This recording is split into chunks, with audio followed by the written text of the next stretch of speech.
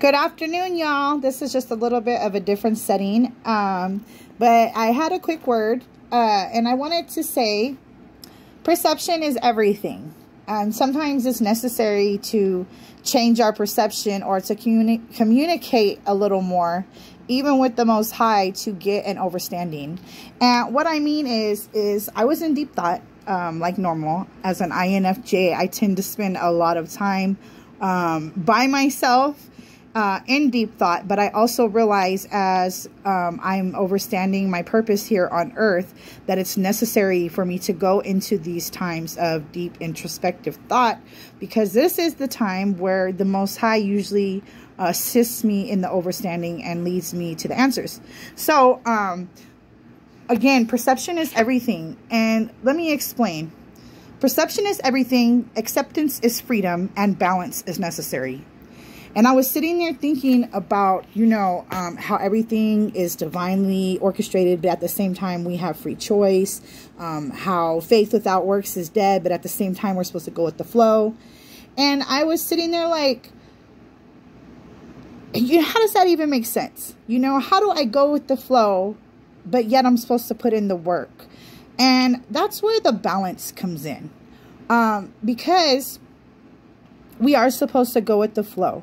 We are supposed to be still and know that He is God, or the Elohim is God, the Most High is God. Again, I don't like to put God in a box.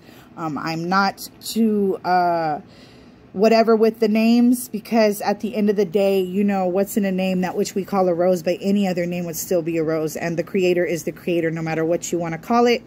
And so I don't like to get too deep into that. However, so back to what I'm getting at. It's like, how do we be still and know that He is God? Basically go with the flow, but also do what is necessary to fulfill our purpose. And that is where the balance comes in. And in the beginning of what I started, I was saying perception's everything, acceptance is freedom, and balance is necessary. So when I say acceptance is freedom, let's start with this. When I say perception is everything, that goes back to how we look at things, how we perceive, how our minds bring in information. And it's like you have to realize that there is more than one level to understandings. You have to realize that even in your perception, you might not be getting all of the information or everything that's necessary for you to fully know how God knows. So I guess that's part of the acceptance. And that is freedom. Because, let me break this down for you. And I hope I'm making sense right now, because some thoughts are so simple yet so complex. And I guess that's like, again, part of the balance thing. When you realize that, yes, you do have to put in work, but you also have to lean on the Most High. When you realize that nothing matters, or I shouldn't say nothing matters, because everything matters, but it's another one of those anomalies. Okay, so when you get to a point that you realize that you need to be still and know that He is God, but you also need to put forth the effort in the right directions. It could be very complicated because, like, again, those things seem contradictory, but yet they're not really contradictory. They are more like an anomaly. They're two things at once, but they're two things that are necessary. And I guess that's the balance, because the scale is, it's a thing, and it's got two things on the opposite side, and it's like you have to have a perfect weight. One cannot overpower the other in order for things to work correctly. So going back to what I'm trying to articulate here, acceptance is freedom, because acceptance is knowing that the Most High is in control, and the balance is knowing that you still have to put forth an effort. So I guess that's where the perception comes in, because they all technically go hand in hand. And I'm doing this freestyle, like I don't have anything written down. So I'm trying to articulate this in the best way possible for you to understand, because even for me, it's one of those thoughts that I ponder quite often, that is kind of like one of those simplest things of God confound the wisest of men. So it's like, and I guess that's what separates knowledge from wisdom too, because you could know something, but you might not necessarily have the wisdom to fully understand it. You might have the information, but not the understanding. So there's a difference between having information and understanding the information. And I guess that's where God's wisdom comes in. But acceptance is a freedom. When you accept, you know, the duality of the Most High, you know, essentially being in control of everything, but also knowing that you have to put forth effort, things become free for you. And when I say things become free for you, essentially the stress or the anxiety that you would normally hold over these things are released. And the reason why the anxiety is released, because you know that there is an ultimate mark or an ultimate inevitable ending. You know that the Most High has a plan. You know basically what you come to an understanding of what your purpose is. And you know that all you have to do is rest in that, and then just slowly, you know, push toward that thing.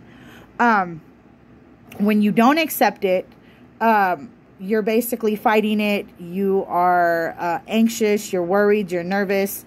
There's so many different emotions and things that go on when you are not in a place of acceptance.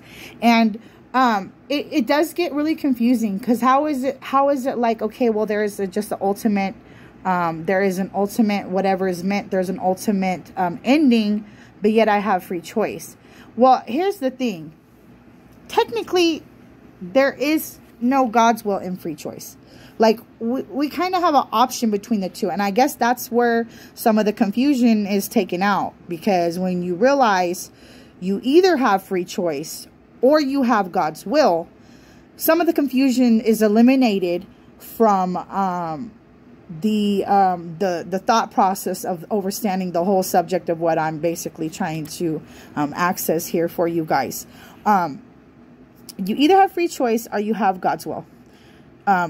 One or the other. If you are living in free choice, God's will is not in that. And this is, again, why we see a lot of things going on around us and a lot of evil things happening. And people are like, well, where, you know, why isn't God doing anything? Well, sweetheart, they're living in free will. They're not living in God's will. And that is why you don't see God, because that's not God's will. But when you decide that you're going to live in God's will, that is where the acceptance and the freedom comes in. Because it's like, yes, you do have to push towards your purpose. You do have to still get up every day and make your conscious decisions to do what is aligned with your soul. But you're choosing that because you still, you know, have that choice to make. But when you're choosing God's will, the freedom comes in. Because then you can just, you know, kind of lean on what you know is meant for you while putting in that effort daily. And that freedom comes, that acceptance of knowing whatever is God's will, it just is. And it gives you the option to not worry no more.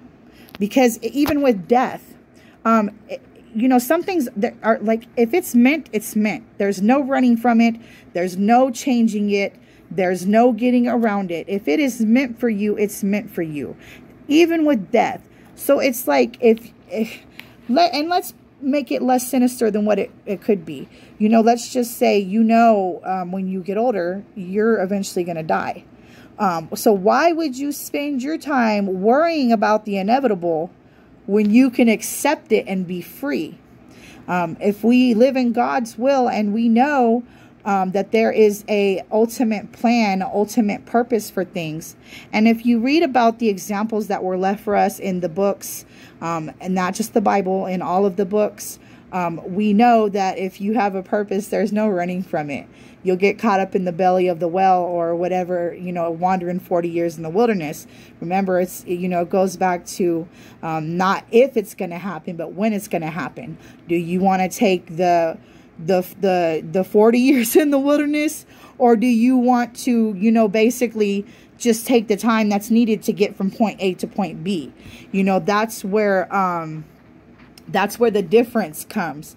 So it's like, once you realize that, once you realize that acceptance is freedom, once you realize the freeness in God's will, it's like, why wouldn't you want that? But again, back to the beginning, we said perception is everything, acceptance is freedom, and balance is necessary. The balance has to come in with all of that. And I guess that's where the constant trying of the spirit, the constant thoughts, the constant renewing of the mind comes in. You know, I die daily. You know, this is a daily battle. This is not easy. Energetically, it's not easy. The earth itself is shifting. There's energy upgrades going on. There's a lot of things changing within the body and the actual earth itself for a lot of people. So it's so necessary to balance things. Energetically speaking, speaking on a physical body level, speaking on a spiritual level, you know, balance is necessary. You have to know that, you know, there is a plan, there is the will of God, but you also have to know that you yourself, as an extension of the Most High, do need to put forth the effort. You do need to balance yourself. Anything in excess is bad for you. Even, you know, fruits, vegetables in excess can be bad for you. So the balance is necessary on a physical level, but also on the spiritual and mental level. And I think I'm going to end it there, because I feel like I could go on and on about this, but essentially it could sound like I'm going in circles, and I don't want to do that, because this is for the advancement of everybody, including myself. And so with that being said, I hope everybody is having a wonderful day. And till next time, don't forget to shine your light.